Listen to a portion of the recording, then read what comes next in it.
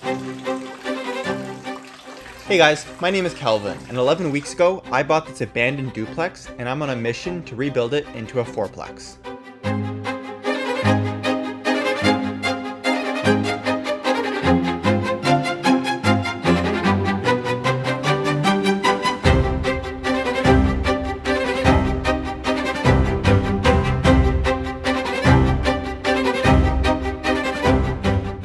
Last week, I finished framing the 2 downstairs units, and this week, I start on the electric, battle the cold, and my plumber starts to run all the drains.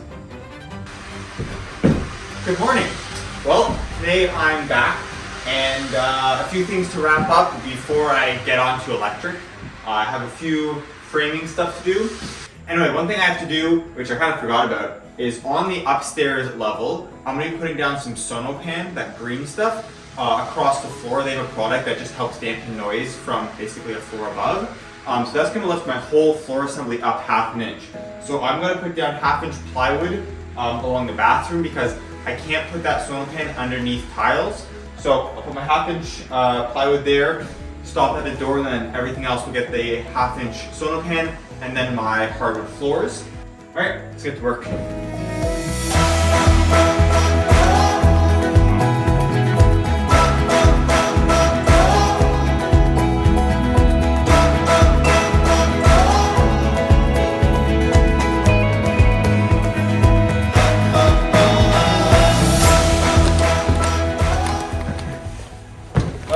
Good morning. Well, today I am finishing up some framing and then I'm going to switch over to electric. So the first thing I did today was I made a little box here. That's going to sit up here so I can have a 24 by 24 inch attic access. I've had to order a special fire rated door that's like metal and self-closing because keep in mind again, this has to be full continuous fire separation between units and in the shared space here. So.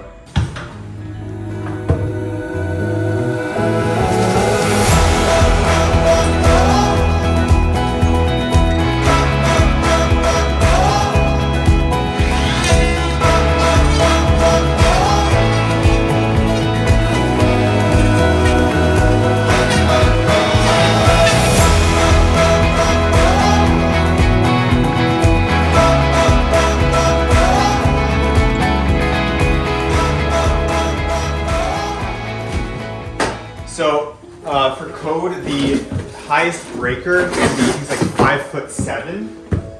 So I'm just gonna mark up. It's like 67 inches or whatnot.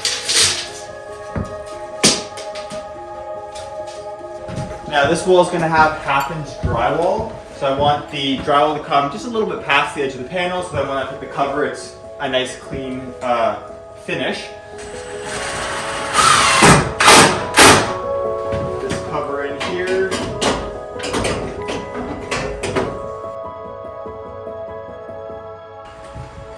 There we go. Panel installed.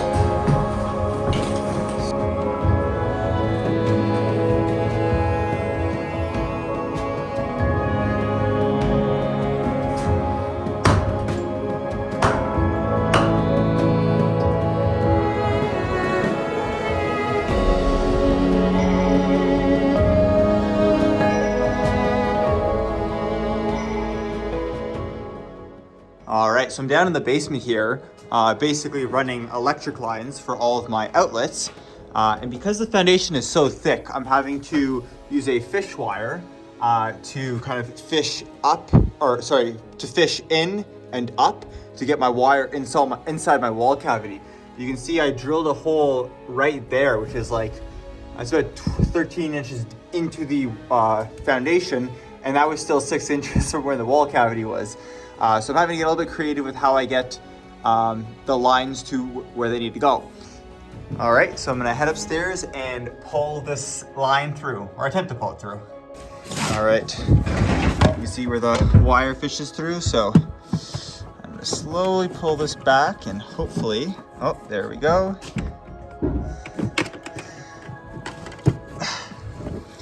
Nice.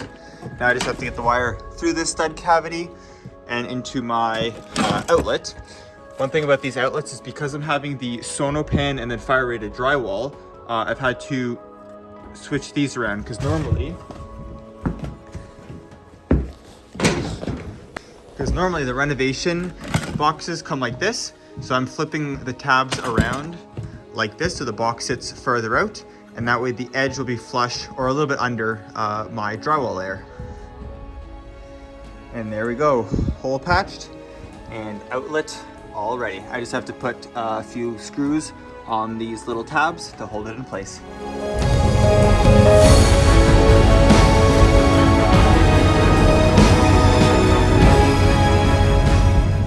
Good afternoon.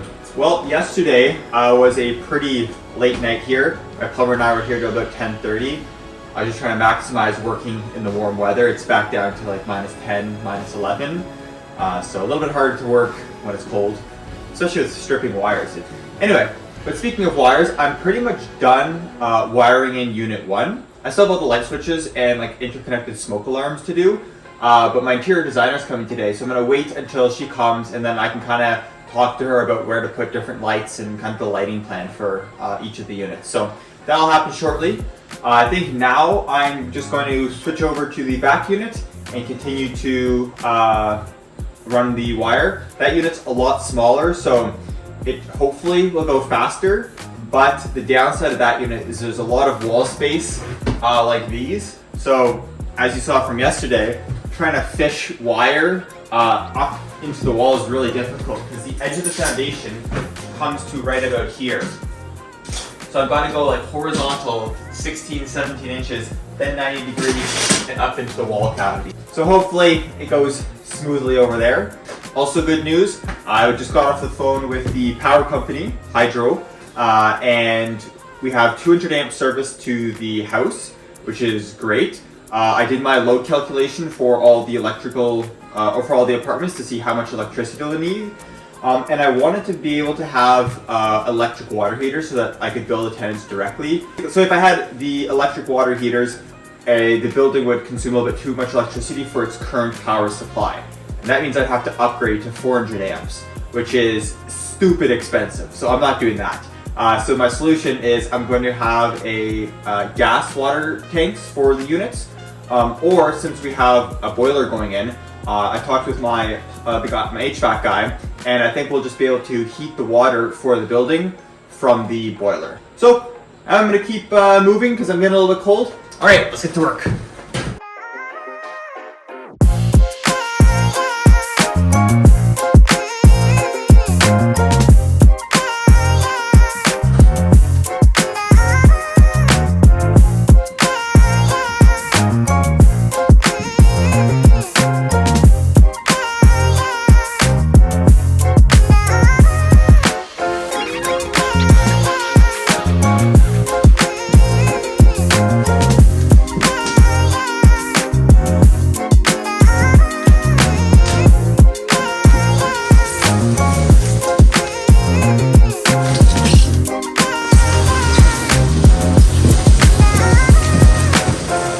Good morning. Today is really cold. It's like -20, -30 with the windshield. So I think I'm going to, I have 3 more tubs to pick up. I can only fit one in my car at a time. So I think I'll bring a tub, do a little bit of work here until I get cold, then go back in the warm car, pick up a tub, and just kind of keep doing that throughout the day. So for now, oh, I'm out of breath. So for now, I'm going to just open up this bathtub, make sure it's not damaged, and then I'm going to keep working on the downstairs unit on the electric. Well, tub looks to be in great condition. I liked how they used cardboard and basically lined the inside of the tub and all the sides, so it was packaged very well. And I'm going to try to keep that same cardboard so that once I get my tub installed, I can cover the tub again just so I don't ding or dent it during the rest of the construction process. All right, I'm in the back unit here, and I think I'm gonna start by taking off all these little stuff on the underside of the floor trusses. A, because I need to do it, and also B, demo and taking and hitting things is a good activity when it's cold, because it keeps you a little bit warm. So I'm gonna get all those off, I'll clean up the floor because I will inevitably make a big mess, and then I will start to run electric. All right, well, made a little bit of a disaster, but the ceiling looks much cleaner now. So I'll get all this cleaned up and then I can start running some electric lines.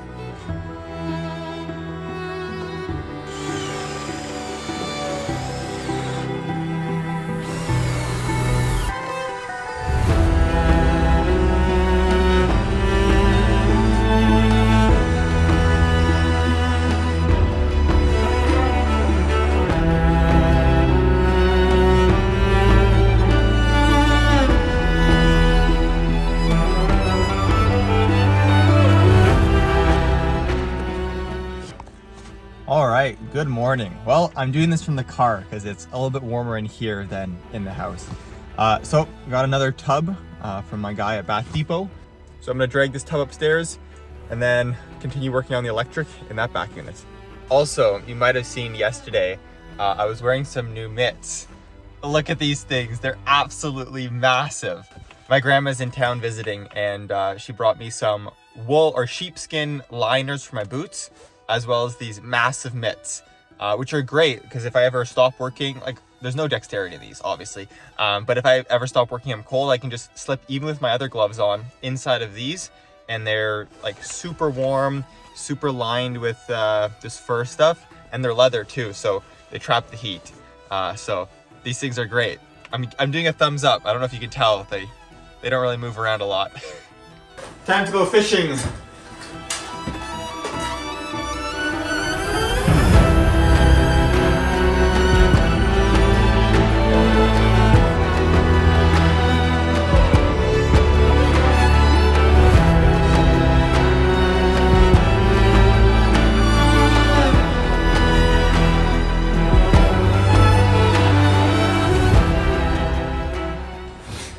Honestly, that wasn't too bad. Once I got the cable going up, it would just kind of go up here, I'd see it, it would start to curl and hit this board, so I'd just use my screwdriver, push it in, keep pushing, I'd see on the next one, push it up, and just kind of work my way up.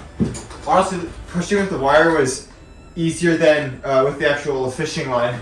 Alright, I'm going to drill 2 holes and run this back to the panel, because this is for the fridge, so it has to be its own circuit.